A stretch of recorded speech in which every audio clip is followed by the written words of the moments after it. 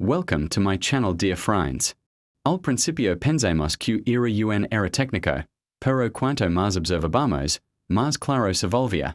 Esa señal no era humana.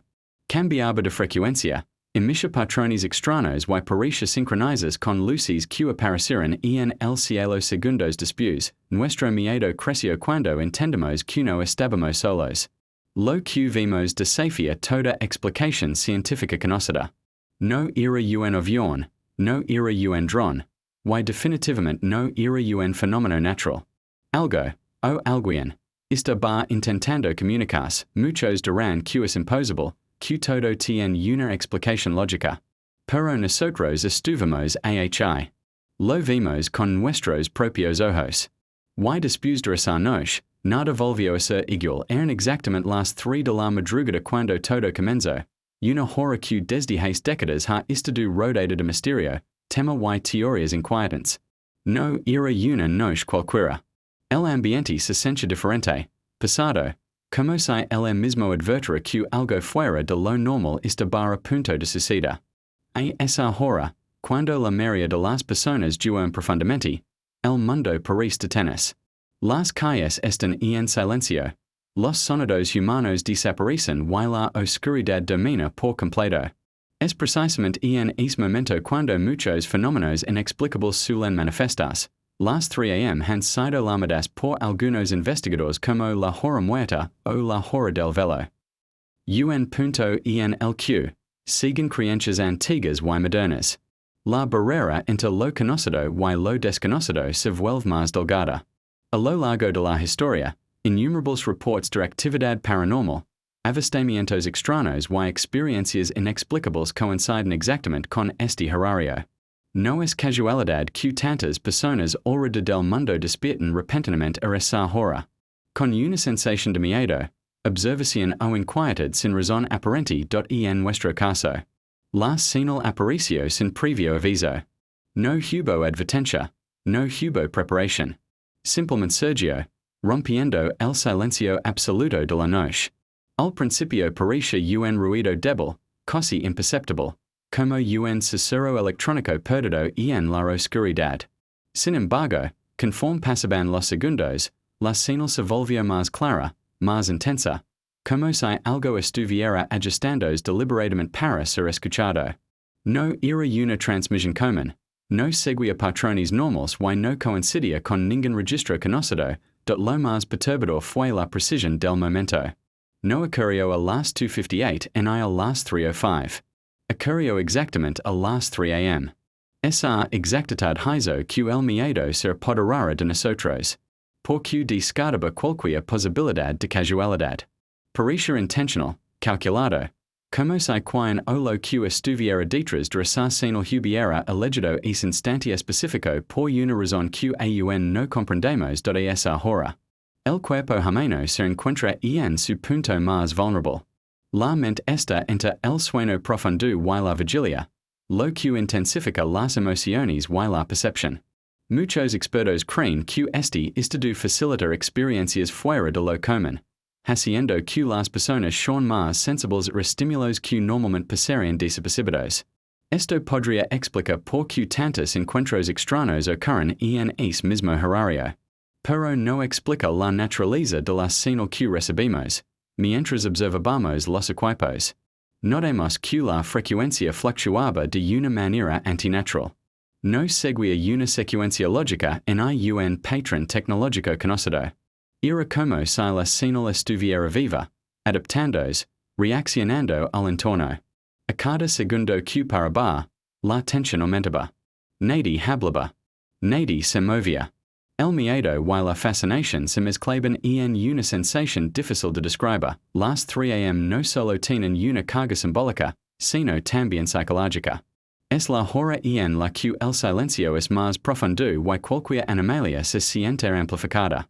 Un sonido mínimo se vuelve ensordecedor. Una luz distante parece sobrenatural. En ese contexto, la aparición de una señal desconocida adquiere un impacto mucho mayor. No se trata solo de lo que ocurrió, sino de cuándo ocurrió, Algunos investigadores sugieren que ciertas entidades o inteligencias no humanas podrían elegir este horario porque es cuando la actividad humana es mínima, reduciendo interferencias y aumentando las posibilidades de contacto. Otros creen que es simplemente el momento en que nuestro mundo y otros planos de existencia se alinean de alguna manera inexplicable. No hay pruebas definitivas, pero la coincidencia constante de eventos esta hora resulta imposible de ignorar, de lo que más nos marcó fue la sensación de ser observados. No era una paranoia sin fundamento. Era una certeza incómoda, como si algo supiera que estábamos allí, atentos, conscientes de la señal. El tiempo parecía avanza más lento. Cada segundo pasaba, cada sonido hacía que el corazón latiera con más fuerza. La oscuridad y no era solo ausencia de luz, sino una presencia en sí misma. Cuando finalmente la señal desapareció, el silencio volvió, pero y no era el mismo. Algo había cambiado. Las 3 a.m. dejaron de ser solo una hora en el reloj para convertirse en un recordatorio permanente de que existen cosas que no comprendemos. Desde esa noche, cada vez que el reloj marca esa hora, una sensación de inquietud regresa, como una advertencia silenciosa de que aquello que ocurrió podría repetir y no podemos afirmar con certeza que fue lo que provocó la señal. Pero el momento en que apareció no puede ser ignorado. Las 3 de la madrugada no fueron una coincidencia. Fueron el escenario perfecto para algo que desafía nuestra comprensión. Y aunque muchos intentan explicarlo de forma racional, quienes vivimos esa experiencia sabemos que hubo algo más. Algo que eligió ese instante preciso para manifestarse. Desde entonces, las 3 a.m. se han convertido en una frontera invisible entre lo cotidiano y lo desconocido. Una hora que no asociamos con descanso, sino con preguntas sin respuesta. Lo ocurrido en ese momento sigue persiguiéndonos, recordándonos que el universo es vasto, misterioso y que quizzes, solo quizzes, no estamos tan solos como creemos. Cuando analizamos la señal con más profundidad, lo primero que llamó nuestra atención fue que la frecuencia no coincidía con ninguna señal humana conocida. Este detalle, aunque técnico, fue el que realmente encendió todas las alarmas. En un mundo saturado de ondas de radio, transmisiones satelitales, señales militares, comunicaciones civiles y ruido electromagnético constante, es extremadamente raro encontrar algo que no encaje en ninguna categoría registrada. Sin embargo, eso fue exactamente lo que ocurrió aquella madrugada de el inicio. Pensemos que se trataba de una interferencia común. A veces, las condiciones atmosféricas, las tormentas solares o incluso equipos defectuosos pueden generar señales extrañas. Pero cuanto más observamos, más evidencia volvía que aquello no era un simple error. La señal tenía una estructura que no correspondía a ningún sistema de comunicación terrestre conocido. No seguía patrones lineales, no repetía ciclos predecibles y no se comportaba como una transmisión digital. Analógica o híbrida, los dispositivos comenzarán a registrar variaciones abruptas en la frecuencia, cambios que parecían intencionales. No eran fluctuaciones caóticas propias del ruido electromagnético. Eran cambios precisos, cosa como si la señal estuviera probando diferentes rangos, buscando uno específico. Este comportamiento descartó rápidamente la posibilidad de que se tratara de una señal de radio comercial. Una transmisión aérea o incluso una comunicación militar clasificada. Otro aspecto inquietante fue la amplitud de la señal. No se mantenía estable, sino que aumentaba y disminuía de manera irregular, como si respondiera a algo externo. Y en ciertos momentos, la intensidad era tan clara que parecía que la fuente estaba muy cerca, y segundos después se debilitaba, como si se alejara o se ocultara. Ningún satélite conocido se comporta de esa manera. Ninguna torre de comunicación terrestre emite con este tipo de variación consciente. Intentamos comparar la señal con bases de datos de frecuencias utilizadas por gobiernos, agencias espaciales, radioaficionados y sistemas de emergencia. No hubo coincidencias. En hay una sola. Incluso las frecuencias utilizadas en experimentos científicos avanzados tienen patrones identificables, pero este señal no se parecía a nada registrado anteriormente. Era como si proveniera de una tecnología completamente distinta a la nuestra. Lo más perturbador fue que la señal parecía evitar rangos específicos, como si supiera exactamente qué frecuencias no debía utilizar.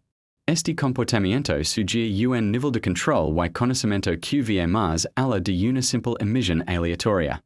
Para muchos expertos, este tipo de precisión solo puede lograrse con inteligencia detrás de la transmisión. No necesariamente humana. A medida que el análisis avanzaba, surgió una pregunta inevitable. Si no era una señal humana, entonces ¿qué era? La idea de una fuente extraterrestre dejó de ser una fantasía y comenzó a tomar forma como una posibilidad real. No porque quisiéramos creerlo, sino porque todas las explicaciones racionales se agotaban una tras otra. No había evidencia de fallas técnicas. No había correlación con eventos naturales. No había registros similares en ningún sistema conocido. Además, la señal no parecía diseñada para transmitir información de manera convencional. No contenía voz, ni datos codificados en formatos reconocibles. En su lugar, emitía pulsos rítmicos, intervalos irregulares y cambios de fase que parecían más una especie de lenguaje primitivo o una prueba de presencia. Como si el objetivo no fuera comunicarse, sino anunciar que algo estaba allí. Algunos científicos sostienen que una civilización avanzada podría utilizar métodos de comunicación que aún no comprendemos. Tecnologías que no dependen de las ondas de radio tradicionales, sino de principios físicos desconocidos para nosotros. Si fuera el caso, la señal que recibimos podría ser solo una pequeña manifestación de algo mucho más complejo. Un eco de una tecnología que supera nuestra comprensión actual, del hecho de que la señal no coincidiera con ninguna frecuencia humana también elimina la posibilidad de un engaño o una transmisión fabricada. Crea una señal ACI requeriría conocimientos extremadamente avanzados y acceso a tecnología que, hasta donde sabemos, no existe en la Tierra. No es algo que pueda lograrse con equipos comerciales ni siquiera con tecnología militar convencional. Con el paso de los minutos, la sensación de estar presenciando algo histórico se volvió inevitable. No era miedo lo que dominaba en ese momento, sino una mezcla de asombro y desconcierto. La certeza de que estábamos frente a algo genuinamente desconocido. Algo que no encajaba en los límites de nuestro conocimiento científico en tecnología de la ausencia de coincidencias en las frecuencias humanas fue, sin duda, uno de los factores más contundentes. Es la razón por la que este evento no puede descartarse como un simple fenómeno natural o un error técnico. Fue una señal que desafió todas las normas establecidas, una anomalía real en un sistema que conocemos bastante bien. Desde aquella noche, los análisis continúan, pero las respuestas siguen sin liga. Cada nuevo intento de explicación termina en más preguntas. ¿Y eso es lo que hace que esta experiencia sea tan inquietante? Porque cuando algo no puede ser explicado por la ciencia actual, no significa que sea imposible, sino que estamos frente a los límites de nuestro entendimiento de la señal no humana que apareció a las 3 de la madrugada dejó una marca imborrable. No solo en los equipos, sino en quienes la presenciamos. Nos obligó a cuestionar lo que creemos saber sobre el universo y nuestro lugar en él. Tal vez no fue un mensaje directo, tal vez no fue un intento de contacto formal, pero fue suficiente para demostrar que existen fenómenos que no podemos ignorar. Lo que recibimos aquella noche no fue solo una frecuencia desconocida. Fue una advertencia silenciosa de que hay tecnologías, inteligencias o fuerzas que operan fuera de nuestro alcance. Y mientras no podemos explicar su origen, la posibilidad de que no estemos solo segura siendo más real que nunca. Lo más inquietante de aquella noche no fue solo la señal, sino lo que ocurrió después. Apenas comenzamos a notar los cambios en la frecuencia. Algo inesperado apareció en el cielo. Al principio fue un destello tenue, casi imperceptible, como si una estrella hubiera parpadeado de forma extraña. Pensemos que era una ilusión óptica, cansancio o simplemente nuestra mente jugando con nosotros debido a la hora. Pero este destello volvió a aparecer. Esta vez con mayor intensidad, y luego otro más. En una zona del cielo donde normalmente no se observa ningún tipo de actividad. Las luces no se movían como aviones ni como satélites. No seguían trayectorias rectas ni mantenían una velocidad constante. Se desplazaban de forma errática, deteniéndose de repente y luego acelerando sin transición alguna. Ese comportamiento era suficiente para descartar explicaciones comunes, pero lo verdaderamente perturbador fue que cada cambio en la señal parecía coincida con un movimiento en el cielo. No era una coincidencia aislada. Era una reacción clara, casi inmediata, cuando la frecuencia aumentaba, una de las luces se intensificaba, volviéndose más brillante. Cuando la señal descendía, la luz se atenuaba, como si respondiera directamente a lo que estaba ocurriendo en nuestros equipos. Era como observar un diálogo silencioso entre dos elementos completamente distintos. Una transmisión invisible y una presencia luminosa suspendida en la oscuridad de medida que la observación continuaba. El patrón se volvió imposible de ignorar. Cada variación en la señal tenía una respuesta visual. Las luces parecían escuchar la frecuencia, reaccionar a ella, adaptarse. En ciertos momentos, incluso parecía que anticipaban los cambios, como si supieran lo que iba a suceder antes de que ocurriera. Esa sincronización perfecta fue lo que nos hizo comprender que no estábamos ante fenómenos separados, sino ante partes de un mismo evento el cielo nocturno. Normalmente tranquilo y predecible, se convirtió en un escenario inquietante. Las luces formaban figuras breves, alineaciones que duraban apenas segundos antes de desvanecerse y reaparecer en otro punto. No dejaban rastro, no producían sonido alguno, pero su presencia era abrumadora. La sensación de estar siendo observado se intensificó, como si aquello que estaba en el cielo supiera que nosotros lo estábamos mirando en un momento específico, la señal alcanzó un pico inusual. Justo entonces, una de las luces descendió ligeramente, acercándose lo suficiente como para distinguir su forma. No era una esfera perfecta, ni una luz difusa. Tenía bordes definidos, cambiantes, como si su estructura no fuera completamente sólida. Este tal provocó un silencio absoluto entre nosotros. Nadie se atrevía a hablar. El miedo y la fascinación se mezclaron en una tensión difícil de describir. Lo más desconcertante fue que, al intentar modificar la frecuencia de manera controlada, las luces reaccionaron de inmediato. Al subirla, las luces se multiplicaban. Al bajarla, se dispersaban. Era una respuesta directa, una confirmación de que existía una conexión real entre ambos fenómenos. No se trataba de un simple reflejo atmosférico ni de un efecto óptico causado por nuestros equipos. Había una interacción clara. Algunos intentaron encontrar una explicación racional.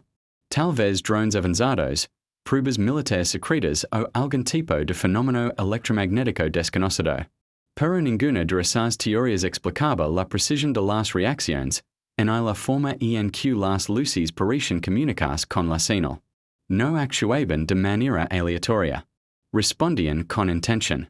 Con el paso de los minutos, la intensidad emocional aumentó. El tiempo parecía distorsionarse. Cada segundo se sentía más largo, más pesado. Las luces continuaban reaccionando, cambiando de posición, de brillo y de forma. En cierto momento, varias de ellas se alinearon brevemente, formando una figura que ninguno de nosotros pudo identificar, pero que dejó una impresión profunda. No era un patrón natural. Era demasiado preciso. La reacción final fue la más impactante. Cuando la señal comenzó a desvanecerse, las luces empezaron a elevarse lentamente, una tras otra, como si se retiraran. No desaparecieron de golpe. Se alejaron de forma gradual, manteniendo una sincronía perfecta con la disminución de la frecuencia. Fue como presencia una despedida silenciosa, un cierre deliberado del contacto. Cuando todo terminó, el cielo volvió a la normalidad. Las luces desaparecieron por completo y la señal se extinguió sin dejar rastro. El silencio regresó, pero y no era tranquilizador. Era un silencio cargado de significado. Sabíamos que habíamos presenciado algo extraordinario, algo que no podía explicar fácilmente. La conexión entre la señal y las luces es lo que convierte este evento en algo verdaderamente inquietante. No fueron dos sucesos independientes ocurriendo al mismo tiempo. Fueron partes de un mismo fenómeno, interactuando de una manera que sugería inteligencia, control y propósito. Esa reacción directa elimina muchas explicaciones convencionales, y nos obliga a considerar posibilidades que normalmente se descartan. Desde aquella noche, cada vez que miramos al cielo, recordemos cómo esas luces responden a algo que no podíamos ver, pero sí medir. Una señal invisible que provocó una respuesta visible. Un diálogo silencioso entre nuestro mundo y algo más allá. Lo que ocurrió no fue un simple avistamiento. Fue una interacción. Y aunque no sabemos cuándo que estaba detrás de esas luces, una cosa quedó clara. No estaban allí por casualidad. Reaccionaron porque algo las llamó. Y durante unos minutos eternos, el cielo respondió. No estábamos solos cuando ocurrió. Este tal es crucial, porque transforma una experiencia personal en un evento compartido. Hubo testigos presenciales, personas diferentes, con percepciones distintas, que vieron exactamente lo mismo y reaccionaron de manera similar. No se trató de una imaginación individual ni de una sugestión colectiva provocada por el miedo. Fue una vivencia real, observada desde múltiples puntos de vista. Lo que le da un peso imposible de ignorar, cada testigo estaba en una posición distinta, algunos observando el cielo directamente, otros concentrados en los equipos, y otros alternando entre ambos. Aun ACI, todos coincidieron en los mismos detalles, la aparición de la señal, el comportamiento anómalo, las luces reaccionando de forma sincronizada y la sensación de que aquello no podía explicarse con lógica convencional. Nadie tuvo que convencer a nadie. La evidencia estaba frente a todos. Lo más llamativo fue que las reacciones iniciales no fueron de pánico inmediato, sino de confusión. Varias personas intentaron racionalizar lo que estaban viendo. Algunos pensaron en fenómenos atmosféricos, otros en actividad aérea no identificada.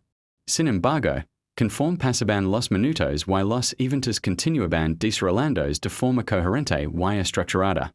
Esas explicaciones comenzaron a desmoronarse por sí solas, uno de los testigos.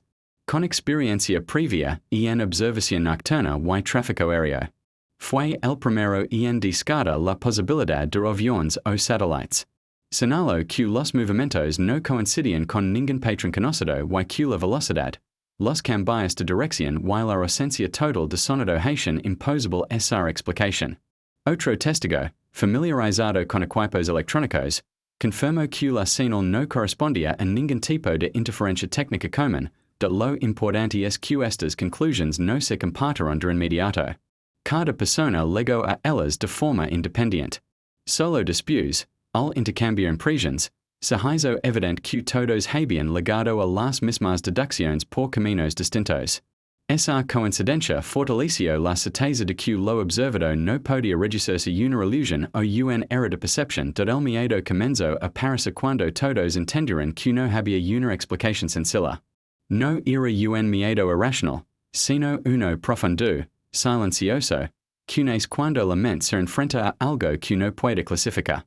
Algunos testigos describieron una sensación física muy específica, presión en el pecho, escalofríos repentinos, una conciencia aguda del entorno. Como si cada sonido y cada movimiento se amplificaran a pesar de eso, nadie perdió el control. No hubo gritos ni reacciones exageradas. El ambiente estaba cargado de tensión, pero también de tensión absoluta. Todos sabían que estaban presenciando algo único. Algunos intentaron grabar, otros tomaron notas mentales, tratando de recordar cada detalle. El silencio era interrumpido solo por comentarios breves, cosas susurrados. Como si habla en voz alta pudiera romper algo después del evento. Cuando todo terminó y el cielo volvió a la normalidad. Fue cuando el impacto real comenzó a manifestarse. Los testigos empezaron a hablar entre sí, comparando lo que habían visto. Las coincidencias eran demasiadas para ignorarlas. La posición de las luces, los cambios de intensidad, el momento exacto en que aparecieron y desaparecieron. Todo coincidía con una precisión inquietante. Algunos testigos que antes se mostraban escépticos respecto a fenómenos inexplicables admitieron que esa noche cambió su forma de ver el mundo. No porque hubieran visto algo extraterrestre de forma explícita, sino porque se enfrentaron a un evento que no encajaba en ninguna categoría conocida. Esa falta de explicación fue lo más perturbador. Incluso días después, al recordar la experiencia, los relatos no variaron.